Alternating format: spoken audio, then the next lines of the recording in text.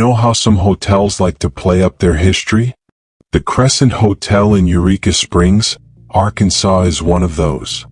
It markets itself as America's most haunted hotel.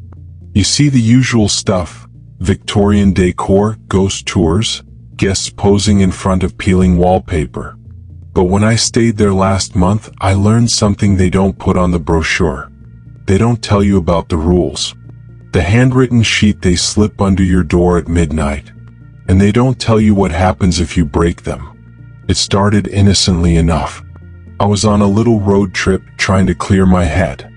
A friend had suggested Eureka Springs, quaint, quiet, and with a hotel that looks like it's out of The Shining. Sounded perfect. I arrived at the Crescent Hotel late, just past 11 p.m. The night clerk, a wiry man with pale eyes, barely looked up as I checked in. "You booked room 6, he muttered. "Yeah, that's right." His hand paused midair as he passed me the key. You sure about that?" "What do you mean?" He didn't answer, just slid the key across the counter and said, "Don't open the curtains after midnight." I thought he was joking. Room 6 was at the very end of the 3rd floor. The hallway was strangely cold. As I walked, I heard faint whispers, though every other door I passed was closed and dark. When I finally unlocked the door to room 6, a chill swept over me. It wasn't the decor, though the cracked mirror and sagging mattress didn't help. It was something else. Something wrong. I found the rules on the nightstand. A single piece of yellowed paper, written in a spidery hand. It said, "Rules for room 6. 1. Do not open the curtains after midnight, no matter what you hear outside. 2. Do not look under the bed. 3. If the bathroom light flickers, do not enter. Wait until it stops. 4. You may hear knocking from the closet. Do not open it. Do not speak to whoever is knocking. 5. At 1:33 a.m. the phone may ring. Do not answer. 6. If you hear a woman crying in the hallway, ignore her. Do not open the door. 7. You may wake to find someone sitting in the rocking chair. Stay in bed. Do not acknowledge them. 8. If you smell lavender between 2 a.m. and 3 a.m., cover your nose and do not inhale. 9. No matter what happens, leave the room before 4 a.m. Failure to do so will result in permanent residency. 10. Do not, under any circumstances, look in the mirror after 3:33 a.m. I laughed nervously. Cute. Probably part of the hotel's spooky charm, I told myself. But in the pit of my stomach, something felt off. I tried to sleep. But then, just after midnight, there was a scratching sound at the window. Something was out there. Something tapping. Tap, tap, tap. I remembered rule number 1. Do not open the curtains after midnight, no matter what you hear outside. I froze.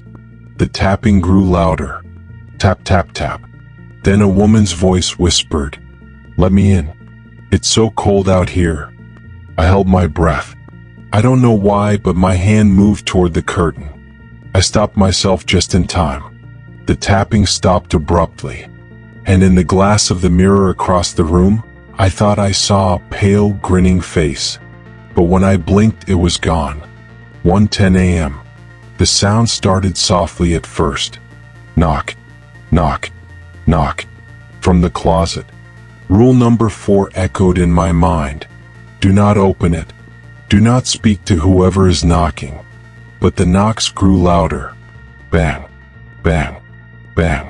Then a voice hissed, "I know you're awake." I grabbed the chair and jammed it against the closet door. The knocking stopped. At 1:33 a.m. the phone rang. Deafening in the still room. Rule number 5. Do not answer. It rang 5 times. 10. 20. On the 33rd ring, I couldn't take it anymore. I picked up. "Hello."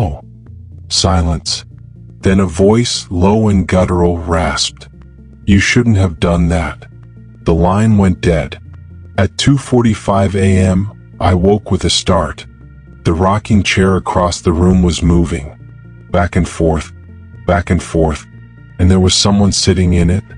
A tall figure with its head cocked at an unnatural angle. It whispered, "Stay in bed." I clamped my eyes shut and prayed for morning. To be continued. I know what you're thinking. Why didn't I just leave? I tried. But when I opened the door at 3:15 a.m., the hallway wasn't the same. It stretched on forever, lined with doors that breathed. I was trapped. And there were still more rules I hadn't broken. So let's continue the story. Sip your coffee and enjoy. I wish I could say I left right then. That I grabbed my bag, ran down those endless stairs, and never looked back. But the Crescent Hotel doesn't let go so easily. Not when you're in room 6. Not when you've already broken the rules. When I opened the door at 3:15 a.m., hoping to make a run for it, the hallway outside wasn't the same. It stretched on forever. The walls were breathing. A low, rhythmic inhale-exhale sound. Each door I passed had a number, but they weren't sequential. 3, 7, 2, 9, 6. 6. Every door said 6. And from behind each one came faint scratching sounds, like fingernails on wood. Go back to bed. The voice came from behind me. I spun around. No one was there. But the air smelled faintly of lavender. Rule number 8. If you smell lavender between 2 a.m. and 3 a.m., cover your nose and do not inhale. I inhaled deeply without thinking. And then, I saw her. She stood at the far end of the hallway, her head tilted too far to the side, hair matted, eyes completely white. She raised one hand and beckoned. You shouldn't have smelled it.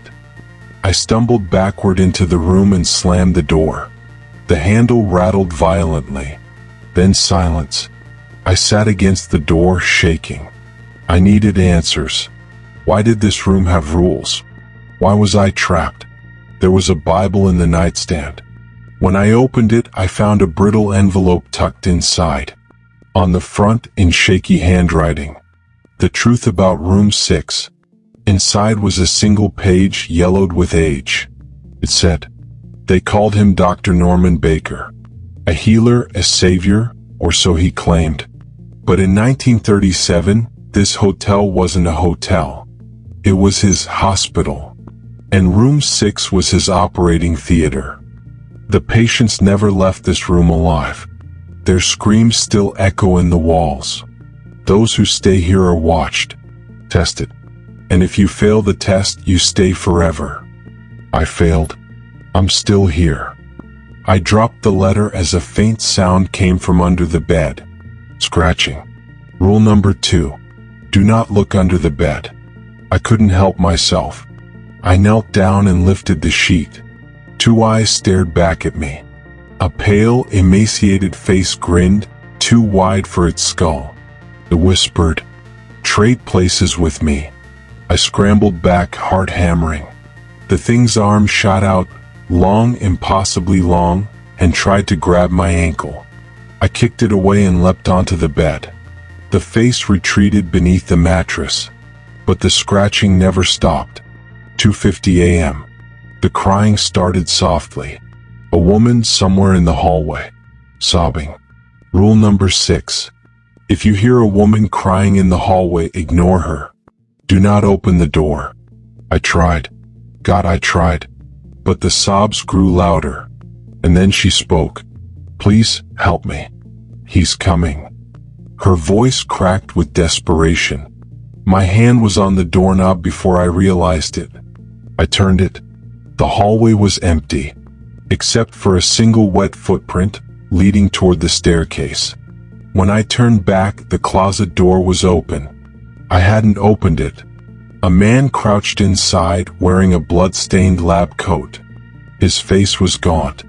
His eyes burned with malice. "Dr. Baker will see you now." He lunged. I slammed the closet door shut, trapping his arm. It thrashed violently, clawing at the air. I pushed a chair against the door and backed away. The scratching under the bed grew louder. The phone rang again.